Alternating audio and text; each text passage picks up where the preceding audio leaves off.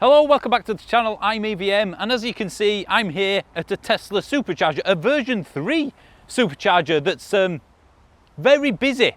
Now, recently, in the last few weeks, Mr. Musk has tweeted that they're going to potentially, or probably, open these up to every EV. We don't know the details, we'll talk about that in a minute, but I think for electric vehicles, that's going to be brilliant. But for Tesla owners, like me, not so much.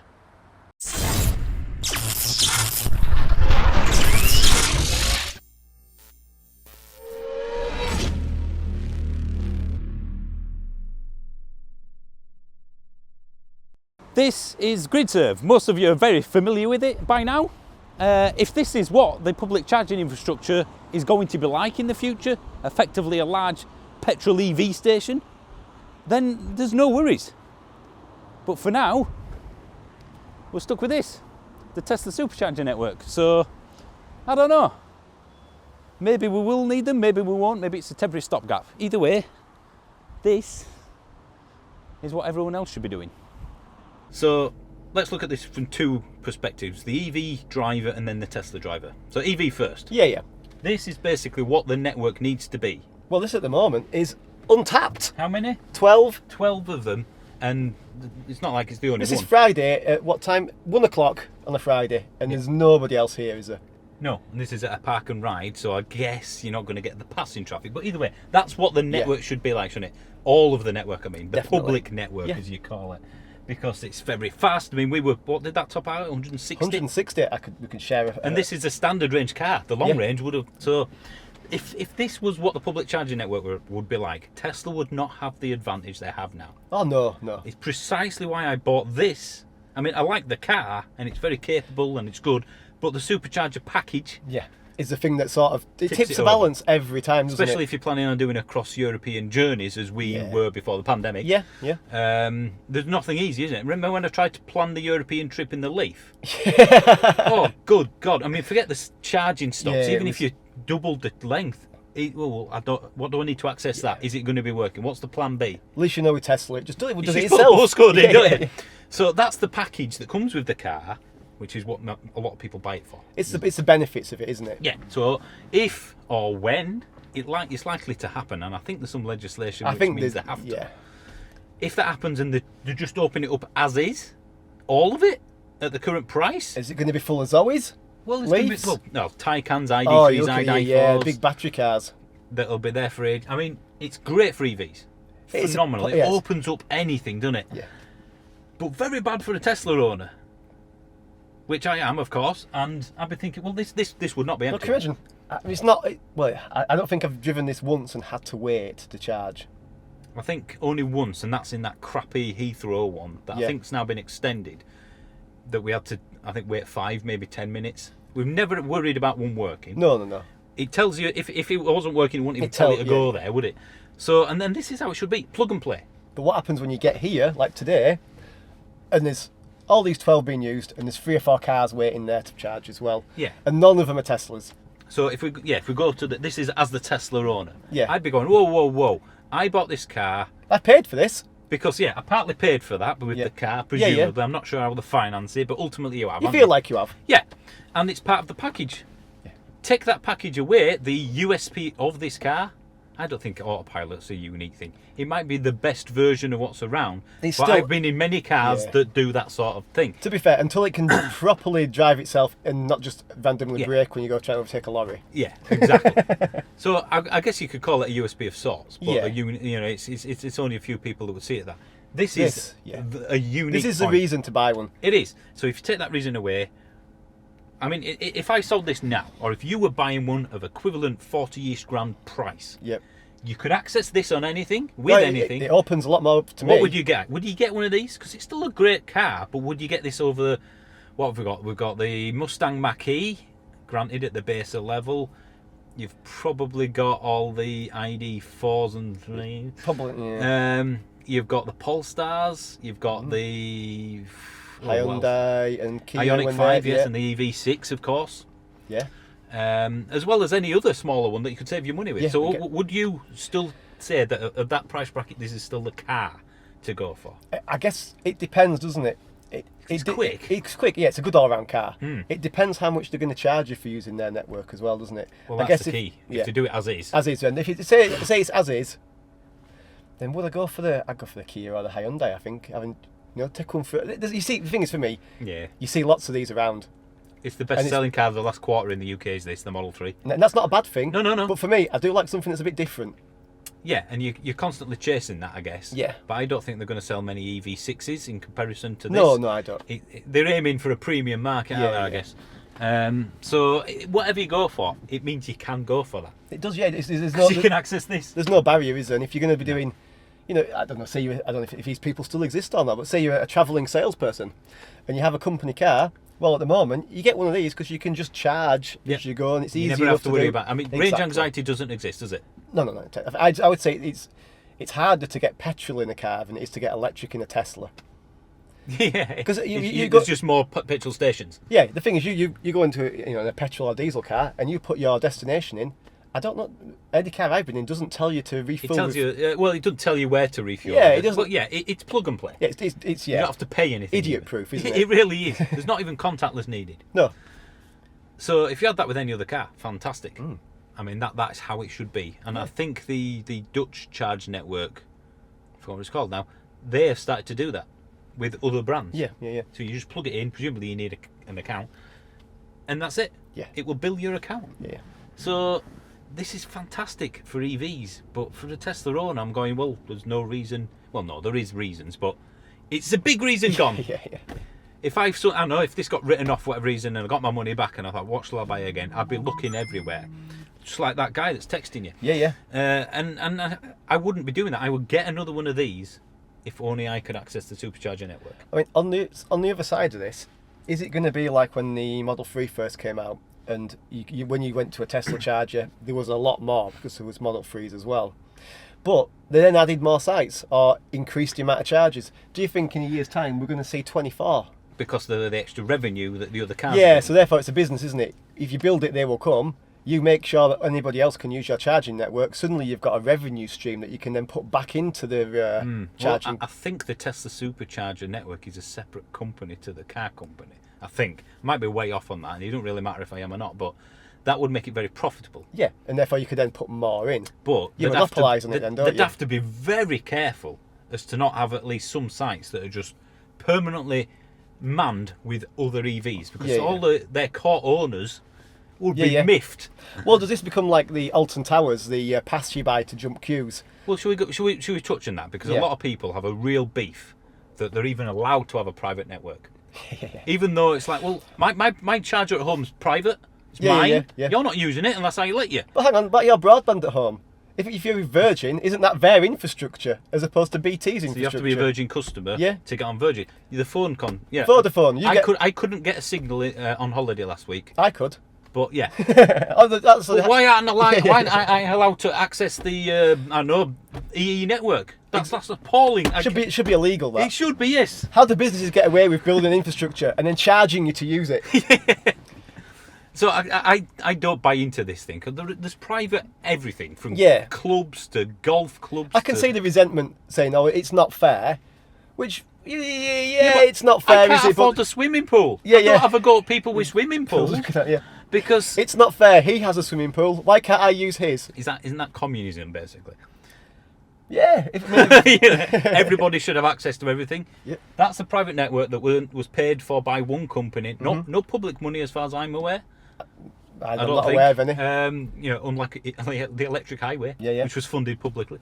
So I don't have a problem with them saying, well, no, we're dictating who's doing. Ionity was paid for, weirdly, by some public funding, but mainly by the car manufacturers that chipped in. They all sort of got together. Yeah, which is why for everyone else, for a game of golf, it's really expensive. Exactly. But that sort of makes sense, doesn't it? If Tesla were to do that and go, all right, you can use ours, but a lot. But it's like it used to be with mobile phones and data roaming abroad. Yeah.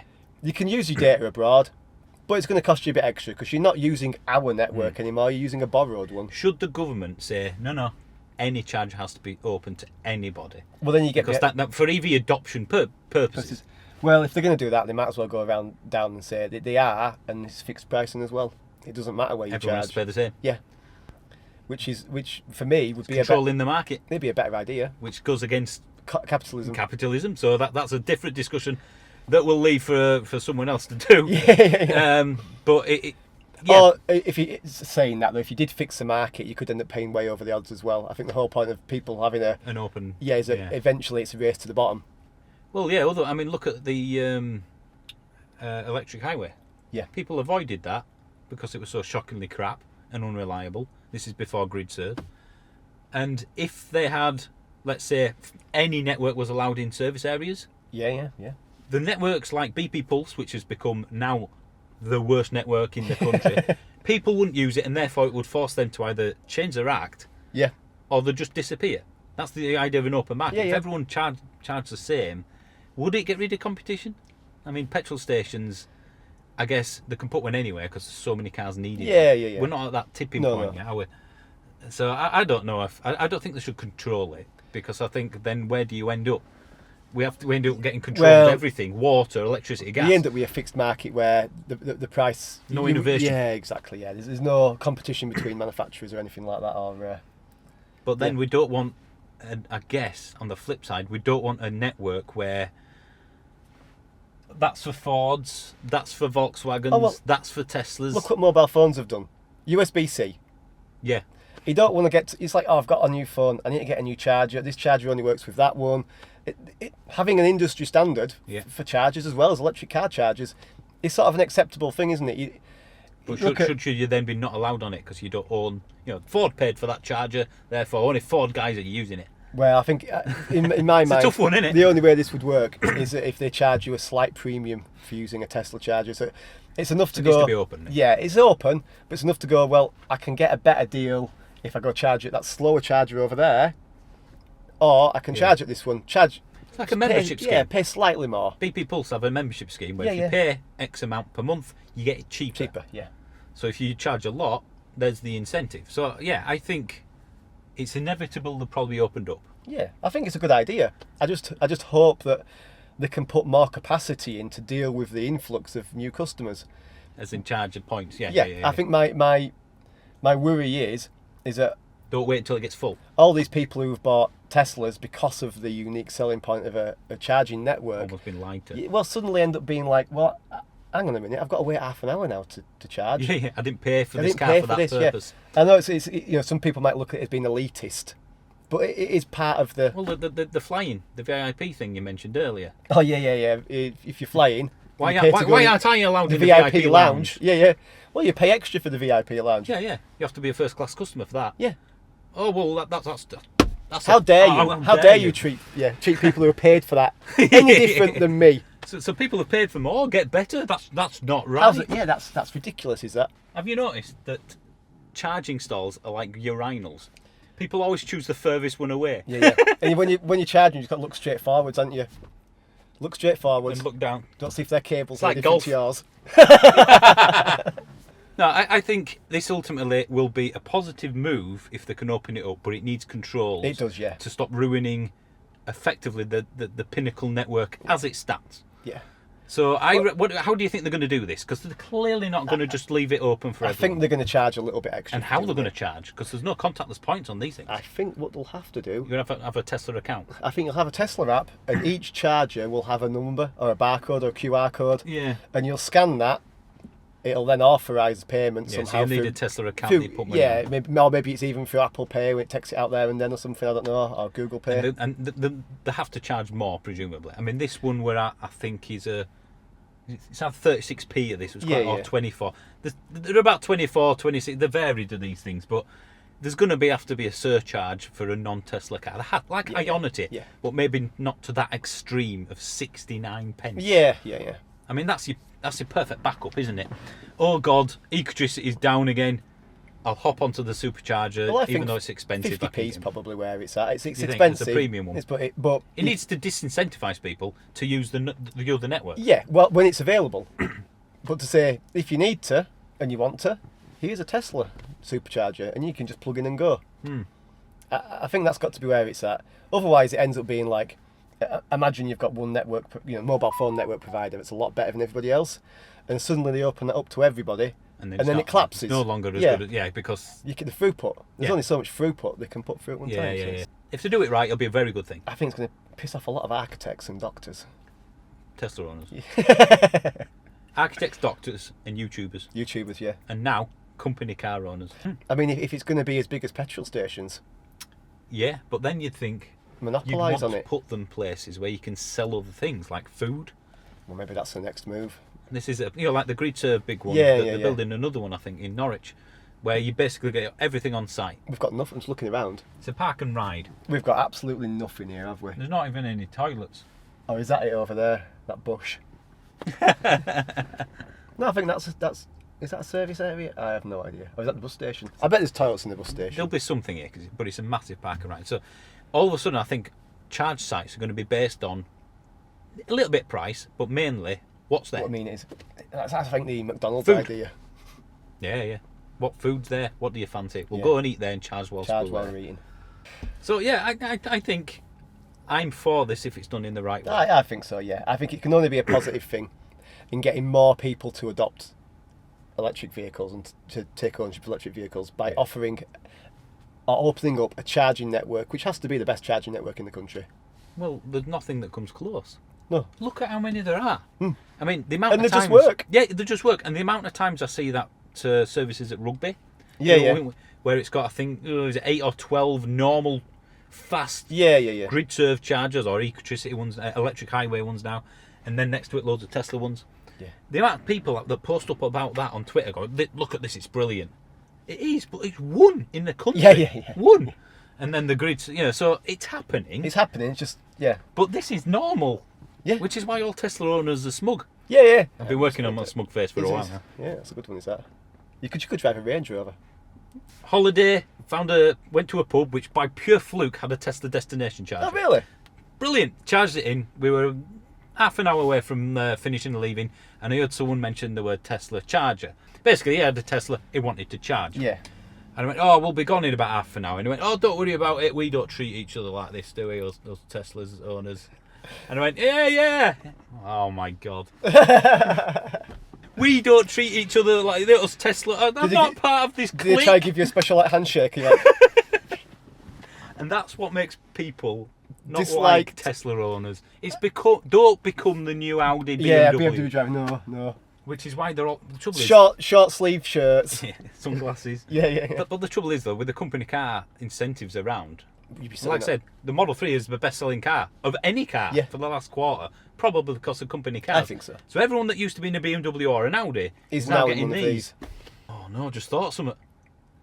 Even I saw someone who'd owned a Tesla for 5 years and they didn't know that you shouldn't park next to Oh another one. yeah. Because of the, if balance it. For those that don't know, if you use, like this, it's got, I can't see the numbers. We're in 11 and 12, aren't we? Yeah. So 1A and 1B yeah. would share the same speed. So if someone plugged into both, you would half Half each it. other. So that's why there's a gap between each car, usually, because Yeah, you get yeah. faster speeds. Can you imagine explaining that? If To somebody. Tesla owners don't get it, Yeah. to the public? Yeah. No, don't park next to me. Oh, what do you mean? Am I not good enough for Yeah, you? yeah. No, park on that one next Not to it. just that. Right, well, I I think think we're done there because this thing's going, I'm Let it go. nearly full. Are you going to still carry on charging? So have we got anywhere today? Have we solved this issue at all?